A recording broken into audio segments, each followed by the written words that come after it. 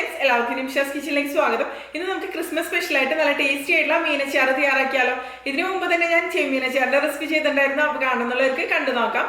അപ്പോൾ ഈ വീഡിയോ നിങ്ങൾക്ക് ഇഷ്ടപ്പെട്ടെന്നുണ്ടെങ്കിൽ നിങ്ങൾ ഇതുവരെ ചാനൽ സബ്സ്ക്രൈബ് ചെയ്തില്ല എന്നുണ്ടെങ്കിൽ എന്തായാലും ഒന്ന് സബ്സ്ക്രൈബ് ചെയ്യുക. അപ്പോൾ നമുക്ക് പെട്ടെന്ന് തന്നെ വീഡിയോയിലേക്ക് കിടക്കാം.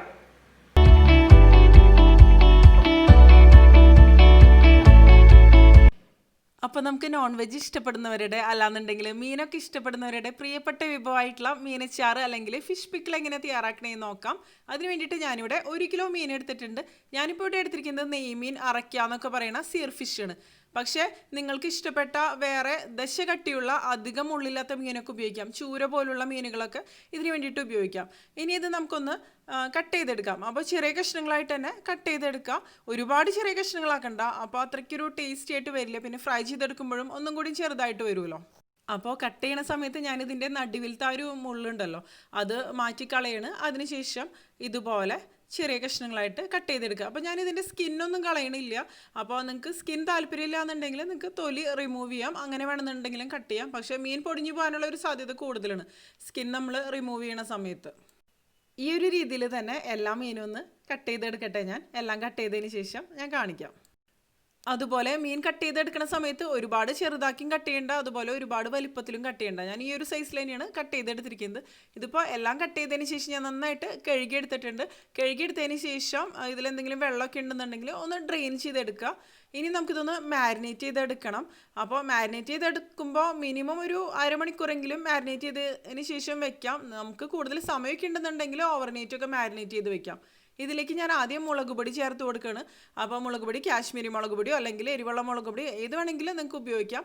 ഞാനിപ്പോൾ ഒരു 1.5 ടേബിൾ സ്പൂൺ അളവിൽ കാശ്മീരി മുളക് പൊടിയാണ് ഇതിലേക്ക് ചേർക്കുന്നത്.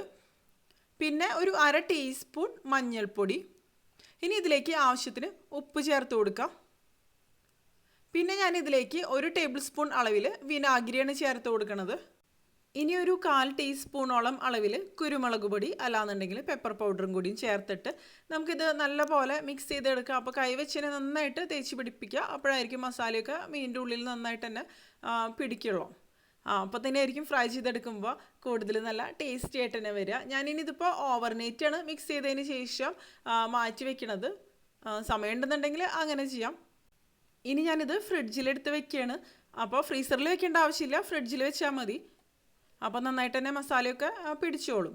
അതിനുശേഷം പിന്നെ നമുക്ക് പുറത്തേക്ക് എടുത്തിട്ട് എപ്പോഴാണ് തയ്യാറാക്കേണ്ടതെന്ന് വെച്ചാൽ ആ ഒരു സമയത്ത് തന്നെ ഫ്രൈ ചെയ്തെടുക്കാം. ഇനി ഇത് നമുക്കൊന്ന് നന്നായിട്ട് തന്നെ ഒന്ന് ഫ്രൈ ചെയ്തെടുക്കണം. അപ്പോൾ എപ്പോഴും അച്ചാറിനൊക്കെ വേണ്ടിയിട്ട് മീൻ വറുത്തെടുക്കുന്ന സമയത്ത് നന്നായിട്ട് മൊരിച്ചെടുക്കണം. നമ്മൾ സോഫ്റ്റ് ആയിട്ട് ഇരുന്നോട്ടെ എന്ന് വിചാരിച്ചിട്ട് അധികം മൊരിച്ചെടുക്കാതെ ഇരുന്ന് കഴിഞ്ഞിട്ടുണ്ടെങ്കിൽ മീനച്ചാറൊക്കെ പെട്ടെന്ന് കേടായിട്ട് മാറും. അപ്പോൾ സാധാരണ നമ്മൾ മീൻ വറക്കണ പോലെ ഒരുപാട് സോഫ്റ്റ് ആയിട്ട് അങ്ങനെ ഒരിക്കലും ചെയ്യരുത്. ഇനി ഇത് ഫ്രൈ ചെയ്യാൻ വേണ്ടിയിട്ട് ഒരു പാനിലേക്ക് ആവശ്യത്തിന് എണ്ണ ഒഴിച്ച് കൊടുക്കുക. എണ്ണ നല്ലപോലെ തന്നെ ചൂടായിട്ട് വരുമ്പോൾ ഇതിലേക്ക് ഓരോ മീൻ കഷ്ണങ്ങളും ഇട്ട് കൊടുക്കുക. അപ്പോൾ കുറച്ച് ഗ്യാപ്പ് ഇട്ട് കൊടുക്കുക.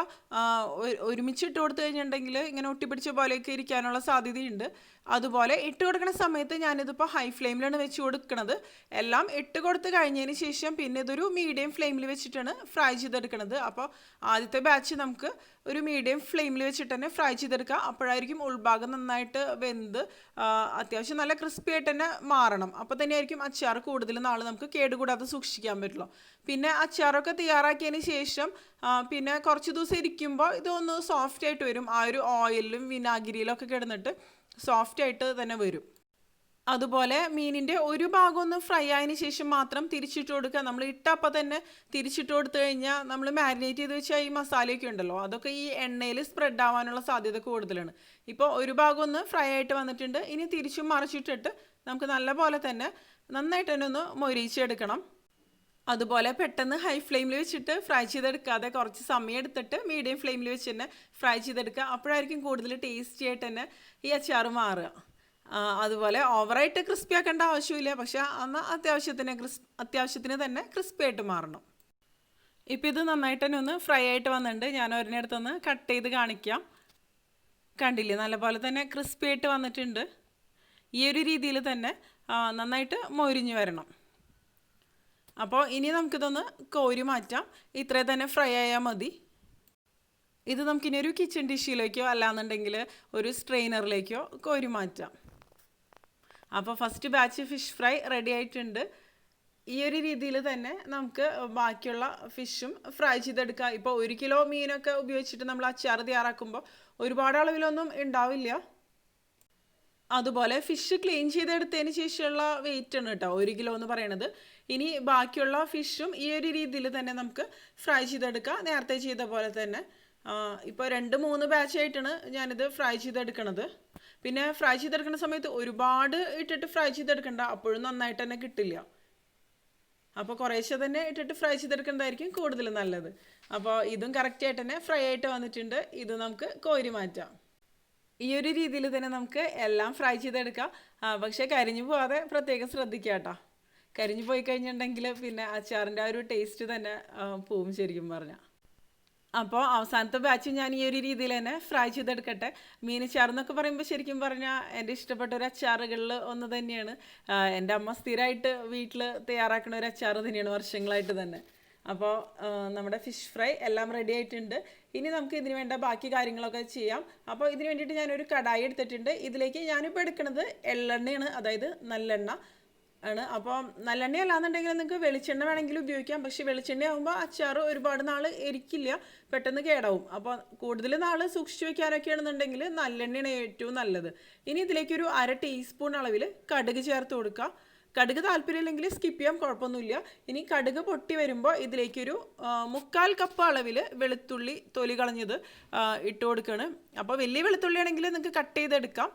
ഞാനിപ്പോൾ കട്ട് ചെയ്തിട്ടില്ല, ഇതിപ്പോൾ ചെറിയ വെളുത്തുള്ളി തന്നെയാണ്. ഇനി ഇതിലേക്കൊരു 1/4 കപ്പോളം അളവിൽ, അതായത് 1/4 കപ്പ് അത്രയില്ല, വെളുത്തുള്ളി എടുത്തതിനേക്കാളും കുറച്ചും കൂടി അളവ് കുറവാണ് ഞാൻ ഇഞ്ചി ഇതിലേക്ക് ചേർത്തിരിക്കുന്നത്. പക്ഷേ നോൺ വെജ് പിക്കിൾസൊക്കെ ആകുമ്പോൾ ഇഞ്ചിയുടെ ഒരു ടേസ്റ്റൊക്കെയാണ് നല്ലൊരു ടേസ്റ്റ് തന്നെ കൊടുക്കുക അച്ചാറിന്, ഇഞ്ചിയുടെയും വെളുത്തുള്ളിയുടെയും. അപ്പോൾ വെളുത്തുള്ളി ഇഷ്ടമാണെന്നുണ്ടെങ്കിൽ നിങ്ങൾക്ക് കൂടുതൽ ഇതിനേക്കാളും കൂടുതൽ വേണമെന്നുണ്ടെങ്കിൽ ചേർക്കാൻ കുഴപ്പമൊന്നുമില്ല. പക്ഷേ ഇഞ്ചി വെളുത്തുള്ളിയും സ്കിപ്പ് ചെയ്യാതെ തന്നെ ചേർത്ത് കൊടുക്കുക, അപ്പോഴായിരിക്കും കൂടുതൽ നല്ല ടേസ്റ്റി ആയിട്ട് തന്നെ വരിക. ഇനി ഇതിലേക്കൊരു 6-7 പച്ചമുളക് മുറിച്ചത് ചേർത്ത് കൊടുക്കുക. നമ്മുടെ എരിവിനനുസരിച്ച് പച്ചമുളകിൻ്റെ അളവ് കൂട്ടുകയോ കുറയ്ക്കുകയോ എങ്ങനെയാണെന്ന് ചെയ്യാം. അതുപോലെ ഇതിൽ ഞാൻ ഉപയോഗിക്കുന്ന മുളക് പൊടിയും നിങ്ങൾക്ക് എരിവ് കൂടുതൽ താല്പര്യമാണെങ്കിൽ അളവ് കൂടുതൽ കൂട്ടാട്ടോ. ഇനി ഇതിലേക്ക് ആവശ്യത്തിന് കറിവേപ്പില ചേർത്ത് കൊടുക്കുക. കറിവേപ്പിലയും നല്ലൊരു ഫ്ലേവറൊക്കെ കൊടുക്കും, നല്ലൊരു നാടൻ ഫ്ലേവർ തന്നെ കൊടുക്കും അച്ചാറിന്. ഇനി ഇതെല്ലാം കൂടി നമുക്ക് നന്നായിട്ടൊന്ന് വഴറ്റിയെടുക്കാം. അപ്പോൾ വെളുത്തുള്ളി ചെറുതായിട്ടൊന്ന് വഴന്ന് വന്നതിന് ശേഷമാണ് കേട്ടോ ഞാൻ ഇഞ്ചി ഇതിലേക്ക് ചേർത്ത് കൊടുത്തിരിക്കുന്നത്. അപ്പോൾ വെളുത്തുള്ളി ഒരിക്കലും ക്രിസ്പി ആയിട്ട് മാറരുത്. ക്രിസ്പി ആയിട്ട് മാറിക്കഴിഞ്ഞാൽ പിന്നെ അച്ചാറിന് ടേസ്റ്റ് ഉണ്ടാവില്ല. അപ്പോൾ വെളുത്തുള്ളി കഴിക്കുമ്പോൾ നല്ല ടേസ്റ്റി ആയിട്ടുള്ള ഒരു രീതിയിൽ കുറച്ച് സോഫ്റ്റ് ആയിട്ട് തന്നെ ഇരിക്കണം. ഇനി ഇതിലേക്ക് ആവശ്യത്തിന് ഉപ്പ് ചേർത്ത് കൊടുക്കാം.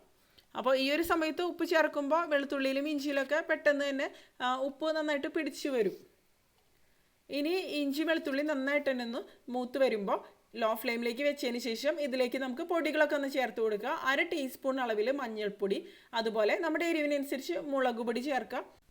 ഞാനിവിടെ ഒരു 2 ടേബിൾ സ്പൂൺ അളവിലാണ് മുളക് പൊടി ചേർത്ത് കൊടുക്കുന്നത്. അപ്പോൾ എരിവ് കുറവ് മതിയെന്നുണ്ടെങ്കിൽ കാശ്മീരി മുളക് പൊടി ഉപയോഗിക്കാം നിങ്ങൾക്ക്.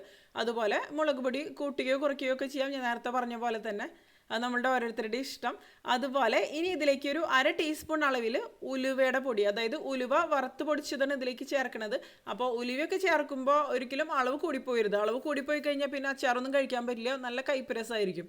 അപ്പോൾ ആദ്യം കുറച്ച് ചേർക്കുക, പിന്നെ വേണമെന്നുണ്ടെങ്കിൽ നോക്കിയിട്ട് ചേർത്താൽ മതി. എപ്പോൾ വേണമെന്നുണ്ടെങ്കിൽ നമുക്ക് ചേർത്ത് കൊടുക്കാമല്ലോ. ഇനി ഇതിലേക്കൊരു 1/4 ടീസ്പൂൺ അളവിൽ കായത്തിൻ്റെ പൊടിയാണ് ചേർക്കുന്നത്. ഇതിപ്പോൾ റെഡിമെയ്ഡായിട്ട് വാങ്ങിക്കുന്ന കായത്തിൻ്റെ പൊടിയാണ്. സാധാരണ കട്ടിയുള്ള കായ ഉണ്ടല്ലോ, അത് വാങ്ങിച്ചിട്ട് വറുത്ത് പൊടിച്ച് കഴിഞ്ഞിട്ടുണ്ടെങ്കിൽ കുറച്ചും കൂടി നല്ല ഫ്ലേവർ കിട്ടും അച്ചാറിന്. ഇനി ഇതെല്ലാം കൂടി നന്നായിട്ട് മിക്സ് ചെയ്ത് കൊടുക്കുക. ഈ പൊടികളുടെ പച്ചമണം ഒന്ന് മാറണം. അപ്പോൾ പെട്ടെന്ന് ഈ ഇൻഗ്രീഡിയൻസ് ചേർത്ത് കൊടുത്തില്ല എന്നുണ്ടെങ്കിൽ കരിഞ്ഞു പോകാനുള്ള ഒരു സാധ്യതയുണ്ട്. അപ്പോൾ പെട്ടെന്ന് ചേർക്കാൻ ബുദ്ധിമുട്ടാണെന്നുണ്ടെങ്കിൽ ഫ്ലെയിം ഓഫ് ചെയ്ത് കൊടുക്കുക, അതിനുശേഷം പൊടികളൊക്കെ ചേർക്കുക, എന്നിട്ട് പിന്നെ ഫ്ലെയിം ഓൺ ചെയ്ത് കൊടുത്താൽ മതി. അപ്പോൾ കരിഞ്ഞു പോയി കഴിഞ്ഞാലും പിന്നെ കയ്പ്പ് രസം വരാൻ സാധ്യതയുണ്ട്. ഇനി കുറച്ച് സമയം ലോ ഫ്ലെയിമിൽ വെച്ചിട്ട് ഇതുപോലെ നല്ലപോലെ തന്നെ ഇളക്കി കൊടുക്കുക, അല്ലെങ്കിൽ പൊടികളുടെ പച്ചമണം മാറില്ല. ഇനി ഇതിലേക്കൊരു 1/4 കപ്പ് അളവിൽ വിനാഗിരിയാണ് ഒഴിച്ചു കൊടുക്കുന്നത്. അപ്പോൾ ഏത് വിനാഗിരി വേണമെന്നുണ്ടെങ്കിലും നിങ്ങൾക്ക് ഈ അച്ചാറിന് വേണ്ടിയിട്ട് ഉപയോഗിക്കാം. പക്ഷേ ഞാനിപ്പോൾ ഇതിന് വേണ്ടിയിട്ട് കോക്കനട്ട് വിനിഗറാണ് എടുത്തിരിക്കുന്നത്. അപ്പോൾ വൈറ്റ് വിനിഗർ എന്നുണ്ടെങ്കിൽ കുറച്ചും കൂടി സ്ട്രോങ് ആയിരിക്കും. അപ്പോൾ അതിനനുസരിച്ച് നിങ്ങൾ അഡ്ജസ്റ്റ് ചെയ്ത് കൊടുക്കുക. അതിനുശേഷം ഇത് നല്ലപോലെ തന്നെ ഒന്ന് തിളച്ച് വരട്ടെ. അതുപോലെ ഉപ്പൊക്കെ അഡ്ജസ്റ്റ് ചെയ്ത് കൊടുക്കുക. ഈ ഒരു സമയത്ത് ആവശ്യത്തിന് തന്നെ ഉപ്പ് ചേർത്ത് കൊടുക്കുക. അതിനുശേഷം നല്ലപോലെ ഒന്ന് മിക്സ് ചെയ്ത് കൊടുക്കുക. ഇതിലിപ്പോൾ അത്യാവശ്യം നന്നായിട്ട് തന്നെ ഗ്രേവി ഉണ്ട്. ഗ്രേവിക്ക് വേണ്ടിയിട്ട് നമ്മൾ ഇതിലേക്ക് ചൂടുവെള്ളം ഒന്നും തന്നെ ഒഴിച്ചു കൊടുക്കണില്ല.